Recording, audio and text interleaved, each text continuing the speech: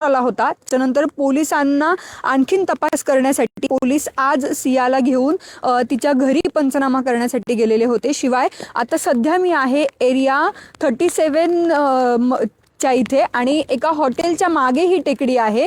या टेकडीवरूनच चेतन चौधरी आणि सिया गोयलने केतनला गडावरून ढकलण्याचा जो आहे तो सराव केल्याचा संशय पुणे पोलिसांना आहे। त्याबाबतची अधिक माहिती घेण्यासाठी चेतन चौधरीने आणि सियाने कशा पद्धतीने हा संपूर्ण कट रचला, कशा पद्धतीने त्यांनी ही सगळी प्लॅनिंग केली हे जाणून घेण्यासाठी सियाला घेऊन आज पुणे ग्रामीण पोलीस जे आहेत ते या ठिकाणी आलेले होते।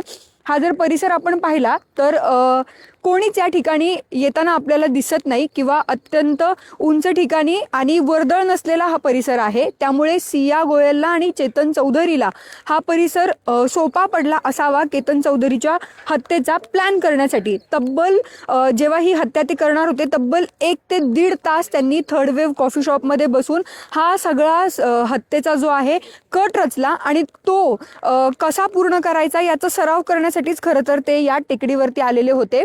एरिया 37 नावाचं हॉटेल आहे, त्या हॉटेलच्या मागे ही टेकडी आहे आणि त्या टेकडीवरूनच हा सगळा जो त्यांनी हत्येचा कट रचल्याचा आता पोलिसांना संशय आहे आणि त्या पद्धतीने आता पोलीस जे आहे ते तपास करताना आपल्याला या ठिकाणी पाहायला मिळत आहेत। सिया गोयलच्या घरापासून अवघ्या काही अंतरावरती हे ठिकाण आहे, त्यामुळे सियाला सराव करण्यासाठी ही जागा सोयीची पडली असावी असा संशय जो आहे तो पोलिसांनी आता व्यक्त केलेला आहे। बघतोय आपण मागील 2 दिवसापासून जे आहे जशा पद्धतीने ही हत्या सिया आणि चेतनने केलेली होती त्याचं रिक्रिएशन जे आहे ते लोहगडावरती पोलिसांनी या आधी देखील केलेलं होतं। कशा पद्धतीने त्यांनी एकमेकांसोबत डिस्टन्स ठेवून ते चालले होते लोहगडावरती, ही सगळी दृश्य जी आहेत ती सीसीटीव्ही कॅमेऱ्यामध्ये कैद झाली होती आणि जे काही नागरिक किंवा तिथले सुरक्षा रक्षक लोहगडावरती होते त्यांनी देखील काही महत्त्वाची माहिती पोलिसांना आतापर्यंत दिलेली आहे आणि रोज नवनवीन खुलासे जे आहेत ते या ठिकाणी या संपूर्ण प्रकरणामध्ये समोर येताना आपल्याला पाहायला मिळत आहेत।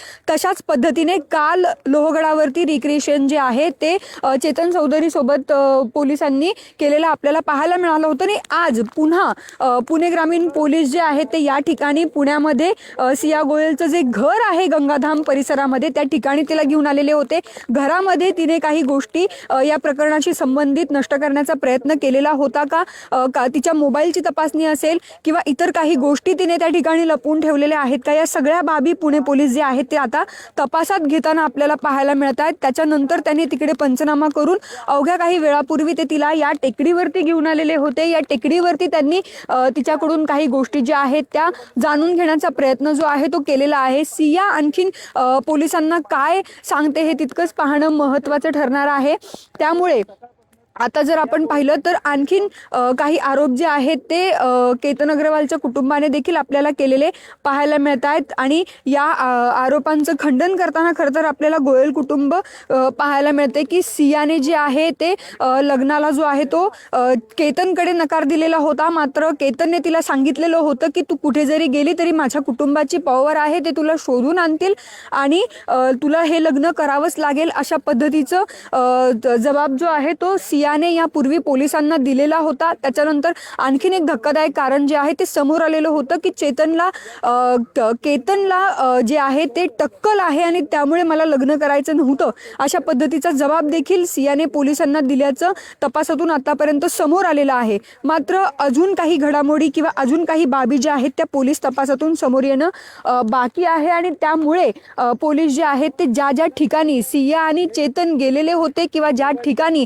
त्यांनी या सगळ्या हत्येची माहिती घेतलेली होती किंवा हत्या करण्यापूर्वी चेतन चौधरी आणि सिया गोयल ज्या ठिकाणी भेटले होते त्या ठिकाणचा आता पंचनामा करताना आपल्याला पोलीस सध्या पाहायला मिळत आहेत। अनेक धक्कादायक बाबी आतापर्यंत समोर आलेल्या आहेत, अनेक धक्कादायक खुलासे या सगळ्या प्रकरणामध्ये होताना दिवसेंदिवस पाहायला मिळत आहेत। कोर्टामध्ये अनेक गोष्टी घडल्या, आता त्यांची 5 जुलैपर्यंत खरं तर पोलीस कोठडी आहे।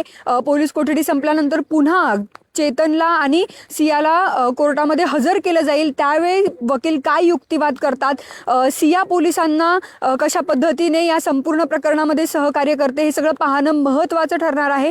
आजची सगळ्यात महत्त्वाची अपडेट हीच आहे की ज्या ठिकाणी चेतन चौधरी आणि सिया गोयलने केतनच्या हत्येचा कट रचलेला होता ती म्हणजे थर्ड वेव्ह कॉफी शॉप, आणि त्यानंतर या हत्येचा सराव करण्यासाठी ज्या टेकडीवरती ते आलेले होते ते म्हणजे हॉटेल एरिया 37च्या मागची जी टेकडी आहे त्या ठिकाणी त्यांनी हा सगळा जो आहे हत्येचा सराव केलेला होता. कशा पद्धतीने केतन चौधरीला जर आपण धक्का दिला तर तो थेट दरीमध्ये कोसळून त्याचा मृत्यू होईल, या आधी देखील त्यांनी अशा पद्धतीचा प्रयत्न केल्याचं समोर आलेलं होतं.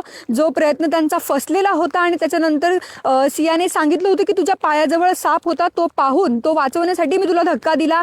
अशा सगळ्या बनावट गोष्टी ज्या आहेत ते सियाने आतापर्यंत केलेल्या होत्या. मात्र आता हळूहळू जर आपण पाहिलं तर पोलिसांचा तपासाचा वेग देखील वाढताना दिसतोय, रोज नवनवीन खुलासे होताना दिसत आहेत. त्यामुळे येत्या तपासातून किंवा काही गोष्टींमधून नक्की काय समोर येतं हे पाहणं तितकंच महत्त्वाचं ठरणार आहे. याबाबतच्या सगळ्या अपडेट्स आम्ही लोकमतच्या माध्यमातून तुमच्यापर्यंत पोहोचवतच राहू. तुर्तास इथेच थांबते. शगुफ्ता शेख, lokmat.com, पुणे.